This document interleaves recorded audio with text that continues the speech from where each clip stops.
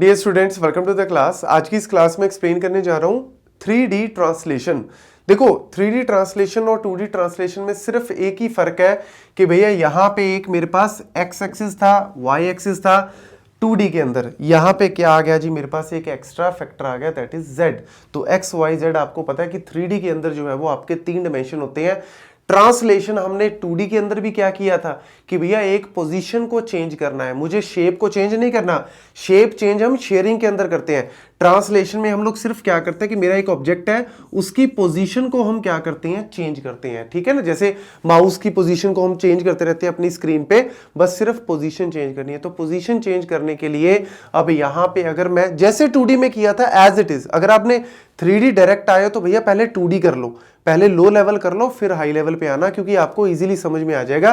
तो 3D के अंदर कुछ नहीं है, सेम कहानी है कि अगर मेरे पास दिया हुआ है एक ऑब्जेक्ट और उसकी वैल्यूज दे रखी है कि मेरा x फैक्टर ये है, y ये है, z ये है, x ये है, y ये है, z ये है, x ये है, y ये है, z। तो इस तरीके से तीन जो है वो मेरे को वैल्यूज दे रखी हैं। और यहां पे अगर आपको बोल दे कि ट्रांसलेशन करनी है तो नई वैल्यूज क्या आएंगी, और आपको ट्रांसलेशन की वैल्यूज भी दे रखे हैं कि कितना ट्रांसलेट करना है। तो कैसे करोगे? बहुत इजी यार, सिर्फ आपको एडिशन ही तो करनी है भैया। a डैश निकालना है, a डैश निकालने के लिए आपको क्या करना है, x डैश निकालना है, y डैश निकालना है, z डैश निकालना है।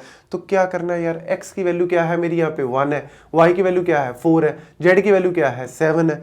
उसको कितना ट्रांसलेट करना है दिया हुआ है। तो भैया बच्चों वाले काम है जी, इसको ऐड कर दो, y की जगह y को ऐड कर दो, z की जगह आप z को ऐड कर दो। तो क्या आ गया जी, 5 आ गया, ये 7 आ गया, ये 9 आ गया, खत्म हो गया, टाटा बाय बाय, डन है जी।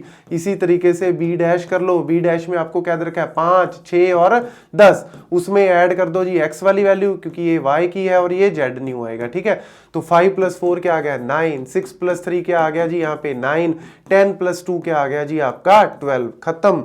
इसी तरीके से सी डैश कर लो, और है ही नहीं इसमें कुछ करवाने वाला। इसी तरीके से सी डैश 4 है जी, 5 है और 9 है, तो इसमें ऐड कर दो जी x का ट्रांसलेशन, इसमें ऐड कर दो y का ट्रांसलेशन, इसमें ऐड कर दो z का ट्रांसलेशन। तो 8, 8 और ये 11, खत्म। और इसके अलावा कुछ नहीं है। कोई क्वेश्चन आता है न्यूमेरिकल तो आप इस तरीके से सॉल्व कर सकते हो, और अगर ये भी ना सॉल्व हुआ तो फिर तो भैया खत्म है कहानी, राम नाम सत्य है जी। Okay, bye bye.